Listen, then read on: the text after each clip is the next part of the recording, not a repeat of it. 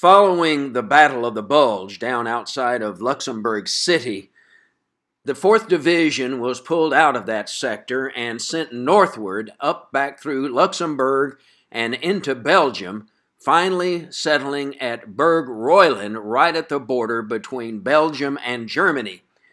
Here they were poised to begin the invasion of the German heartland and push the retreating Germans back into the fatherland. Dad wrote in his memoirs about the advance on Prüm.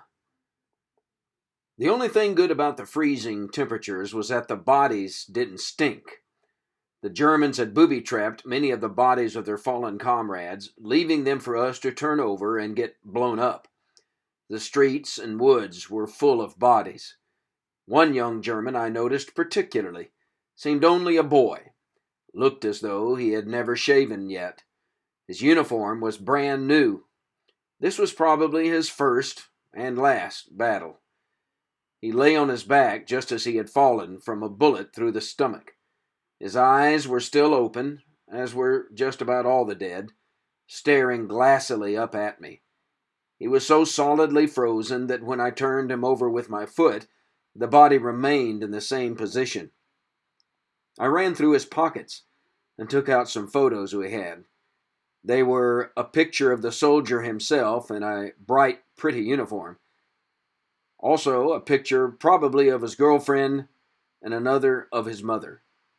The boy's face bore little resemblance to the photograph of the neat soldier. It was now a dirty blue, still contorted with the agony he likely suffered before passing out. I could not help feeling sorry for this kid. Surely he did not know for what he fought so bravely. Feeling sorry for a dead soldier, German or American, at this time was so unusual, for we had seen so very many. Callous we had become. What else could be expected when soldiers on both sides used the frozen bodies of the dead to stack around foxholes for protection? At Prüm, the 11th Armored Division came through the rubble to take up a sector of the still advancing front.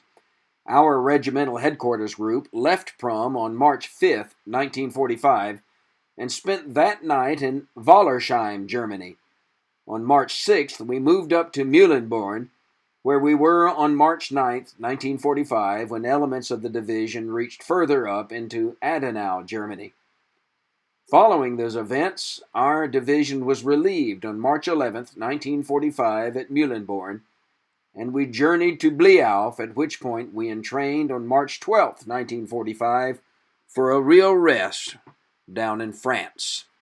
In our trip back to Germany in 2019, Nancy and I traced Dad's steps as he and his regiment pushed into Germany on their way to take the city of Prüm and then set up a command post in Wallersheim. Following are the pictures of that very same command post in Wallersheim in 2019.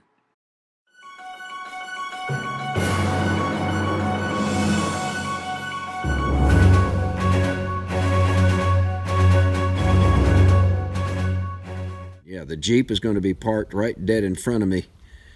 And you can see there is the, right there is that arched window. And that's a doorway. That's not yeah, it is a doorway. That's right. There are those 4 windows right there. With the 2 windows above it. And there is the pattern tile along the top third of the building right there. And right there is where that Jeep was parked. And I am very excited to find where Dad was. 74 years ago, almost 75, here in a very sleepy little village called Wallersheim, Germany. Well, we're parked here in Mühlenborn. Got a little clearer information about where Dad was.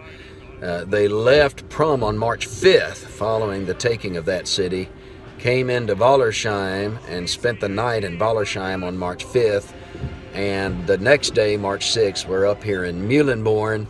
He said certain elements of the division went further to a little town in Germany called Adenau. We probably won't go there, but he said at that point they were relieved to go into France. Yankee Doodle Dandy, a Yankee Doodle do or die, a real live nephew. There's the heart of Muhlenborn, another sleepy little village. Feuerwehrade House. That's the fire station. Feuer means fire in German. And we'll just drive through, take a little documentation pictures of Muhlenborn, and then we're going to head to Worms. Well, there's an ancient building. I'm sure that's been here 300 or 400 years right there. I have no idea what it is. And coming right through Muhlenborn. Bitburger, that's a beer brand that's popular here. And there's a guest house. That's a motel, a Gasthaus motel. And that is Muhlenborn. Unless we see something picturesque, this will be the end of our pictures of Muhlenborn. Came to London just to ride the ponies. I am